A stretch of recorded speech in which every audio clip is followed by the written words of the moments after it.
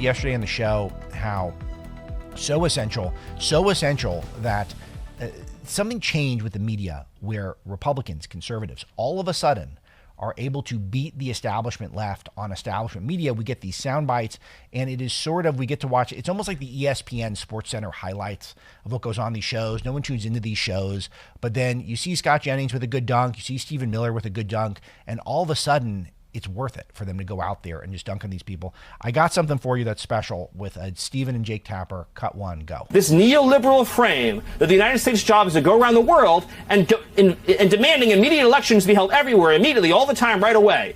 To create these vacuums. That's not what I think, but you invaded the country. We went into the country and we seized the leader of Venezuela. Damn straight we did. And I'm saying, we're not going to let. So is the U.S. going to have new elections? Jake, is that we're not going to let Tim Pot communist dictators send rapists into our country, send drugs into our country, send weapons into our country. Okay. And we're not going to let a country fall into the hands of our adversaries.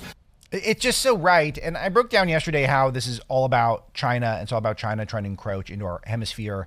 And you can just see it. Maduro was not subtle, that he was a propagandist for China. He wanted China to invade Taiwan, which would cause a lot of headaches for the United States of America. You guys want to talk about affordability?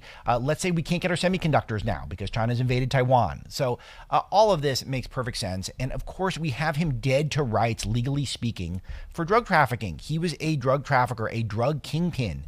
And that was how he made his bones. He was previously a bus driver before this. And then now he is someone who is a dictator who is running not just a country, but a drug enterprise. He was not democratically elected. There was no legitimate election since at least 2018.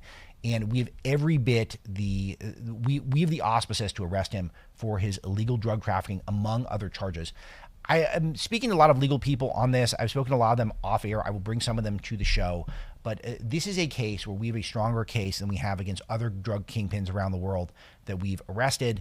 And that is the premise that you have to understand, that he was posing a major threat to our country via fentanyl, drug trade, etc. He's someone who is because of his dictatorship, was not democratically elected. I'm not saying we export democracy, but anyone who's acting like he had any right to have that job, he has no right at all to have that job. And we're going to give him due process. We're going to have a fair trial for him.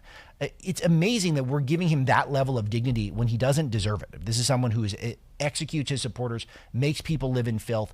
The devastation, charting it, and I do this on the podcast with Francis Martel, the devastation of Venezuela, which at one point had a chance to be a proud nation, a prosperous nation. What communism did to that country is disgraceful, and the fact that the left is just rushing to defend it. And just giving Stephen Miller that chance for that dunk is just pretty awesome because, of course, this guy deserves to go. That's the bottom line. He will get a fair trial. We have the evidence, and let's just see how it plays out. For full shows, live and on demand, it's Salem News Channel.